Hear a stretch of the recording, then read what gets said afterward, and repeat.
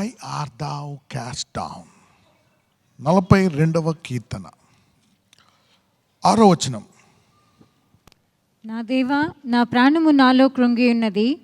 కావున యోర్దాను ప్రదేశము నుండి, హెర్మోను పర్వతము నుండి, మిసారు కొండ నుండి నేను నిన్ను జ్ఞాపకం చేసుకొనుచున్నాను. 11వ వచనం అదే అధ్యాయం. నా ప్రాణమా, నీవేళ కృంగి ఉన్నావు, నాలో నీవేళ తొందరపడుచున్నావు. దేవుని యందు నిరీక్షణించుము, ఆయనే నా రక్షణకర్త, నా దేవుడు, ఇంకను నేను ఆయనను స్తుతించెదను. రైట్. 43:5 43 verse 5. నా ప్రాణమా, నీవేళ కృంగి ఉన్నావు, నాలో నీవేళ తొందరపడుచున్నావు. దేవుని యందు నిరీక్షణించుము, ఆయన నా రక్షణకర్త, నా దేవుడు, ఇంకను నేను ఆయనను స్తుతించెదను. రైట్. అనేక మందికి, విశ్వాసులకు ప్రత్యేకంగా అనేక సందర్భాలు వస్తాయన్నమాట. ఓకే, సందర్భం వచ్చినప్పుడు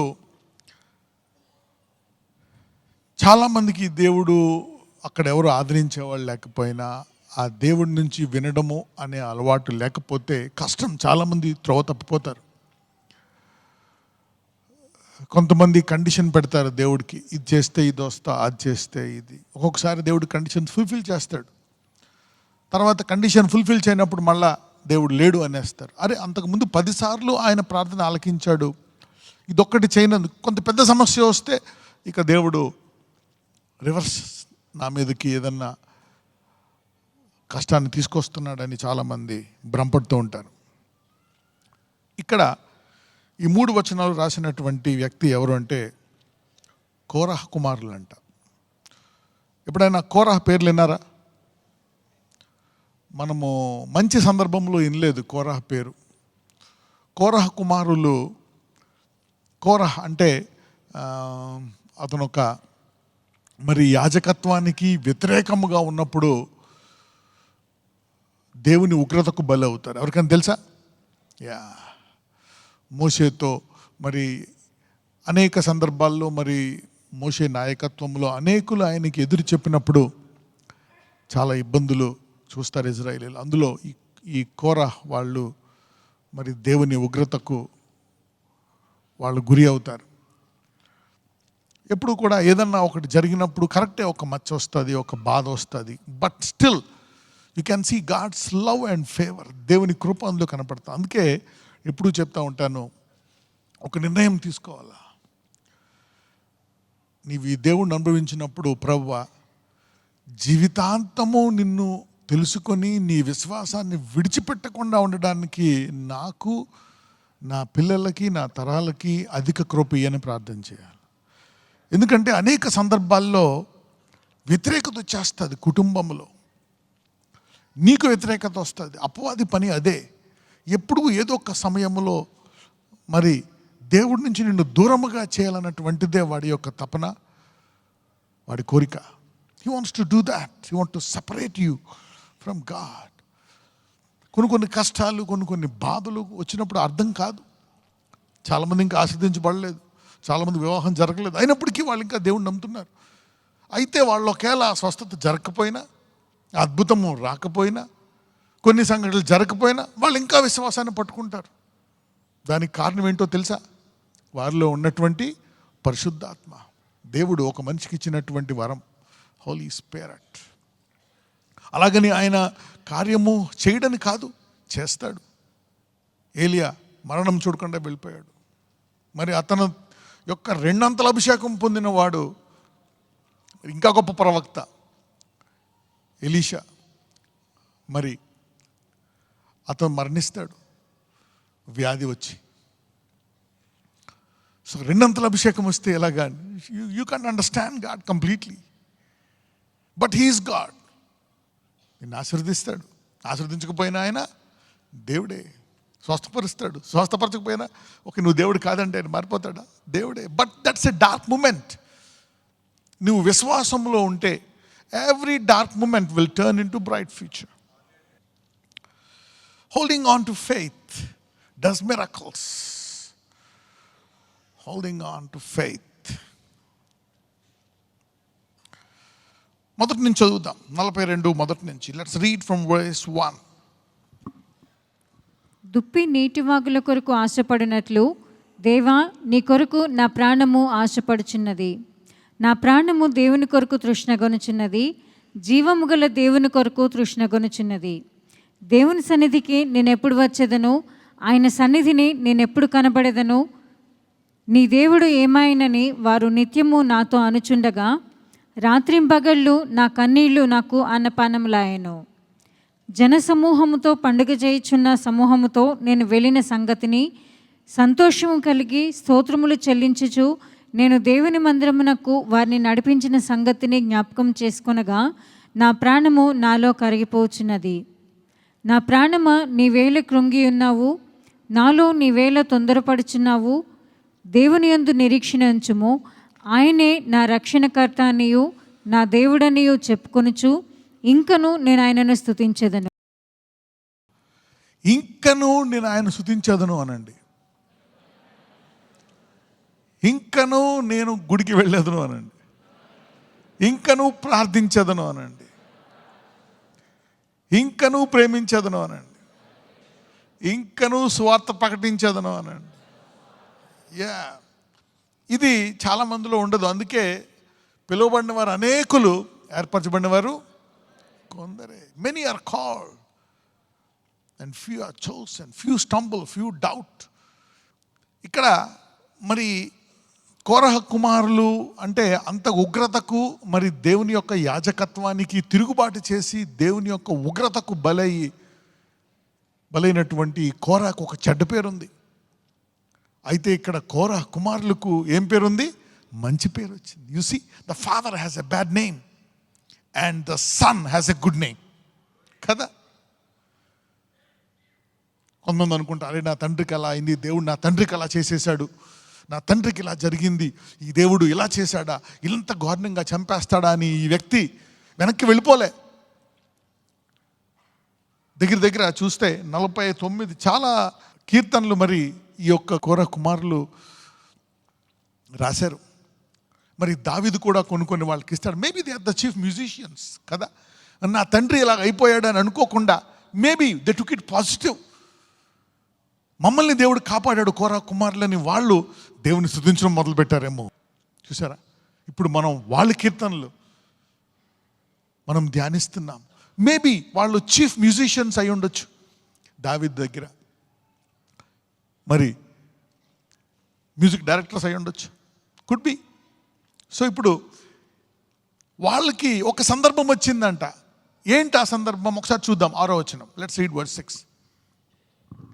నా దేవా నా ప్రాణము నాలో కృంగి ఉన్నది, కావున యోర్దాను ప్రదేశము నుండి హెర్మోను పర్వతము నుండి మిసారు కొండ నుండి నేను నిన్ను జ్ఞాపకం చేసుకొనుచున్నాను. మేబీ వీళ్ళు దేవుని మందిరంలో ఉన్నారేమో, ఈ యొక్క మ్యూజిక్ చేస్తూ ఇదన్నీ చేస్తూ ఉండేవారేమో. కానీ వీళ్ళు మరి అక్కడి నుంచి దూరం అయిపోయే పరిస్థితి వచ్చింది. ఎందుకు వచ్చిందంటే మనకు తెలియదు. మోస్ట్ ప్రాబబ్లీ దావీదు తన కుమారుడైన అబ్షాలోం విషయమై రాజ్యము కోల్పోయినప్పుడు వీళ్ళు కూడా చెదిరిపోయారేమో కదా.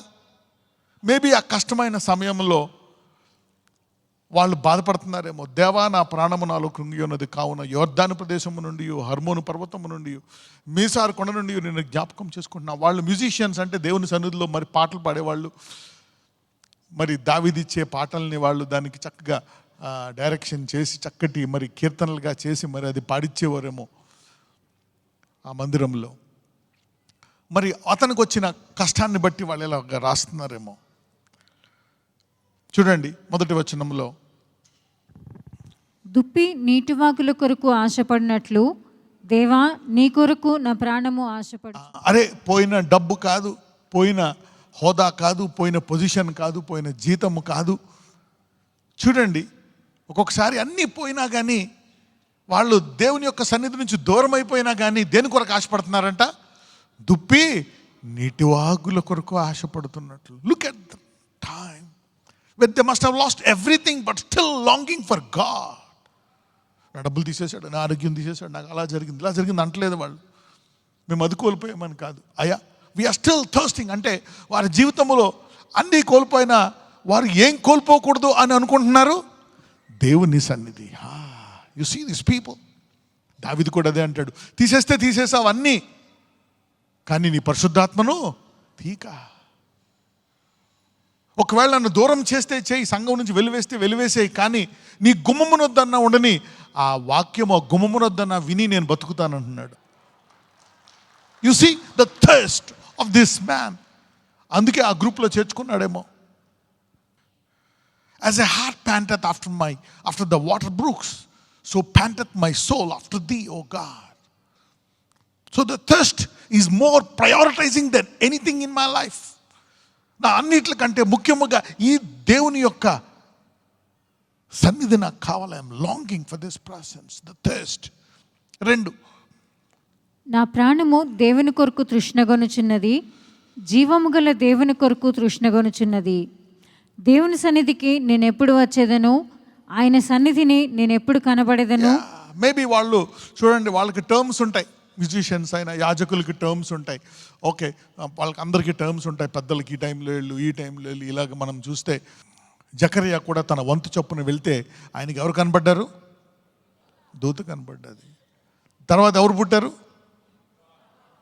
John the Baptist. ఎప్పుడు కనపడి, look at their thirst more than their positions, more than their things. మరి చీఫ్ మ్యూజిషియన్, మ్యూజిక్ డైరెక్టర్స్ అంటే they must be rich, beautiful, environment, everything. Continue. నీ దేవుడు ఏమాయనని వారు నిత్యము నాతో అనుచుండగా, రాత్రింపగళ్ళు నా కన్నీళ్లు నాకు అన్నపానములాయను. సాధారణంగా మనమే గిల్ట్తో చాలాసార్లు కొట్టుకుంటాం. ఎందుకు ఇలా చేశాడు, ఎందుకు ఇలా జరిగింది నాకు, ఎందుకు ఇలా జరిగింది మా అబ్బాయికి, నాకు. We all think like what's happening. మరి ఇతరులు కూడా నిందిస్తూ ఉంటారు. దేవుడే ఉంటే నీకు ఎందుకు వచ్చింది, ఈ రిపోర్ట్లు ఎందుకు ఇలాగ వచ్చాయి, దేవుడే ఉంటే నీకు ఇలాగ ఎందుకు జరిగింది, అలాగెందుకు జరిగింది, నేను అసలు ఇలాగ అడుగుతూ ఉంటారు. ఈ రెండాట్ల మధ్య నలిగిపోతూ ఉంటాం. యేసుప్రభు వారు గొప్ప అద్భుతాలు చేసిన తర్వాత అక్కడ రాళ్ళతో కొట్టి చంపడానికి రెడీ అయ్యారు కొంతమంది. There are some hardened people who can never change. ఫరో మారాడా? ఎన్ని అద్భుతాలు చూశాడు ఫరో? మునిగిపోయేదాకా మారలే. మేబీ ఫరో చూసిన అద్భుతాలు ఎవరు చూడలేదు. మనం అనుకుంటాం అద్భుతాలు మార్చేస్తాయని. The man saw so many miracles, yet hardened his heart for wealth. అది డేంజరస్, కానీ అది కావాలా. మీరు ఆటో ఎక్కారు, ఆటో ఎక్కుతుండగా ఆటో కూడా చేతిలో కత్తుంది, ఎంతమంది ఎక్కుతారు? అలాగే ధనము ఇస్ డేంజరస్, కానీ అది కావాలా ప్రతి మానవుడికి, అది ఉండాలి. ఎంతమందికి అర్థమవుతుంది? It is like knife. సమస్త పాపానికి ఏంటి మూలము? ధనము. ముట్టుకోకుండా ఉండు. పొద్దున్న లేచి, రాత్రి నిద్ర పట్టదు ఫ్యాన్ లేకపోతే. పొద్దున్న లేచి నీకు బ్రష్ కావాలా, పేస్ట్ కావాలా? మీ దేవుడు ఏమాయను? అనేకులు నిందిస్తూ ఉంటారు, ఏమాయను ఏమాయను ఏమాయను. రాత్రింబవళ్ళు నా కన్నీళ్ళు, నాకంటే నా కోసం కాదు, నాకు తెలుసు నువ్వు మళ్ళా కృంగి నన్ను లేవనెత్తావు, తిరిగి బాగు చేస్తావు, సమస్తాన్ని ఇచ్చేస్తావు. ఐ నో, కానీ వీళ్ళ అండంతో ఇంకా బాధేస్తుంది, నాకు తట్టుకోలేకపోతున్నాను. అందుకోసమైనా నన్ను విడిపించు, అందుకోసమైనా నాకు విజయం అని చెప్పి ఒక్కొక్కసారి శత్రువును వాడుకుంటాడండి దేవుడు. God uses your enemies. అందుకే అంటాడు లవ్ యువర్ ఎనిమీస్. కష్టం. అపవాది ఉన్నాడు కనుక నువ్వు జాగ్రత్తగా ఉండాలా. వాడు శోధిస్తాడు కనుక శోధనలోకి తేకుండా ప్రార్థించి వెళ్ళాలా. God uses the devil. దేవుడు ఫరోని వాడుకున్నాడా లేదా? ఫరోని వాడుకున్నాడు. అంటాడు నా మహిమను భూలోకములో ప్రచురము చేయడానికి దేవుడిని లేవనెత్తాను అంటాడు. అటు మోషేని లేవనెత్తాడు, ఇంకొకరిని ఎవరు లేవనెత్తాడు? ఫరోని. ఒక్కొక్కసారి నీ శత్రువులు, నీ కిట్టిన వాళ్ళు ఇబ్బంది పెట్టేవాడు అనుకోవచ్చు, ఈడే నన్ను ఇలా చేశాడు మొత్తం అనుకొని. దేవుని యొక్క మహిమ నీ నుంచి బయటికి తీయడానికి దేవుడు అతను వాడుకుంటున్నాడేమో. Your enemies bring out the glory in your life. నీ పరిస్థితులు బాలేవు, ఇంట్లో చదువుకోవాలని చదువుకొని పైకి వచ్చిన వాళ్ళు చాలామంది ఉన్నారు. కాంపిటీషన్తో బిజినెస్లో పైకి వచ్చిన వాళ్ళు చాలామంది ఉన్నారు. ఇంట్లోంచి వెళ్ళిపోయి బ్లెస్ అయిన వాళ్ళు చాలామంది ఉన్నారు. 4 జన సమూహముతో పండుగ చేయుచున్న సమూహముతో నేను వెళ్ళిన సంగతిని సంతోషము కలిగి స్తోత్రములు చెల్లించుచు నేను దేవుని మందిరమునకు వారిని నడిపించిన సంగతిని జ్ఞాపకం చేసుకొనగా నా ప్రాణము నాలో కరిగిపోచున్నది. చూసారా, ఈ కుమారుల్లో ఇంకా దేవుని స్తుతించే హృదయమే కాదు, ఇతరులను కూడా నడిపిస్తున్నారంటే వీళ్ళు. They are also leading others as leaders themselves. Maybe they are worship leaders. Continue. అవన్నీ జ్ఞాపకం చేసుకుంటున్నారంట. నా ప్రాణమా నీవేళ కృంగియున్నావు, నాలో నీవేళ తొందరపడుచున్నావు. దేవుని యందు నిరీక్షణ ఉంచుము, ఆయనే నా రక్షణకర్త అనియు ఆయనే నా దేవుడనియు చెప్పుకొనుచు ఇంకను నేను ఆయనను స్తుతించెదను. ఒక్కొక్కసారి నీతో నువ్వే మాట్లాడుకోవాలా. The Lord has put His Holy Spirit in you to talk to yourself. ఒకసారి నీతో మాట్లాడుకుంటున్నా నువ్వు కాదు, నీలో ఉండే పరిశుద్ధాత్మ నీతో మాట్లాడతాడు. అనుకుంటున్నాడు, నా ప్రాణమా ఎలా కృంగి ఉన్నావు, నీవేళ తొందరపడుచున్నావు. అవును, పోయింది. అదే సమస్యో తెలియదు మనకి, మనం ఇలా అనుకుంటున్నాము దాని విషయమై.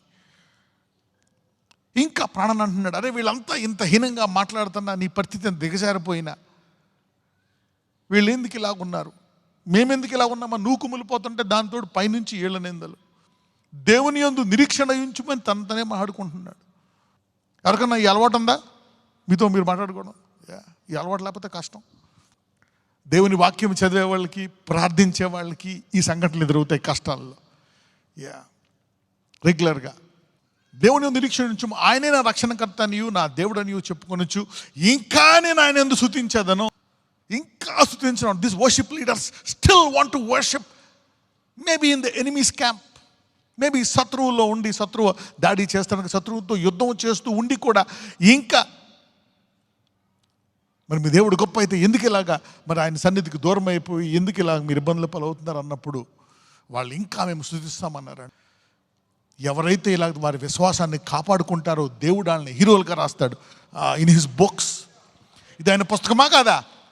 మీకు తెలుసా, మనం అనుకుంటాం జీవగ్రంథం ఒక బుక్కే ఉందని. జీవగ్రంథం ఒక బుక్వే కదా, ఇంకా చాలా పుస్తకాలు ఉంటాయి, తెలుసా లేదా? Book of remembrance. ఇద్దరు మాట్లాడుకున్నారంట దేవుడి గురించి. ఆయన అది చేశాడు, నాకు ఇది చేశాడు, నాకు ఇలా చేశాడు. కష్టం అన్నప్పుడు దేవుడు ఏమన్నాడంటే దూతకే రాయి అన్నాడు. రాయినా ఎందుకు? యుగ యుగములు ఆయనతో జీవిస్తున్నప్పుడు నీకు ఎక్స్ట్రా బోనస్ పాయింట్లు దొరుకుతాయి. నీకు ఇంకా ఎక్కువ మహిమ ఉంటుంది. You will have more glory, you will have a special place. Maybe నీ సింహాసనం ఆయన సింహాసనం దగ్గరగా ఉండొచ్చేమో. అప్పుడు అనుకోవచ్చు, నన్ను ఎందుకు హీరోలు వేశారంటే నువ్వు ఎవరికి సాక్ష్యం చెప్పలేదు. 6వ వచనం,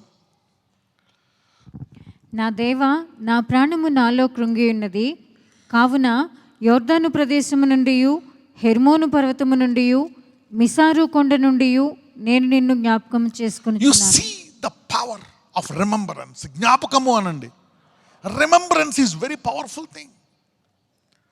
ఆయన సన్నిధిని జ్ఞాపకం చేసుకుంటున్నాడు, ఆయన శక్తిని. దావీదు కూడా ఇదే పరిస్థితి, అనేక సార్లు జ్ఞాపకం చేసుకుంటూ ఉంటాడు.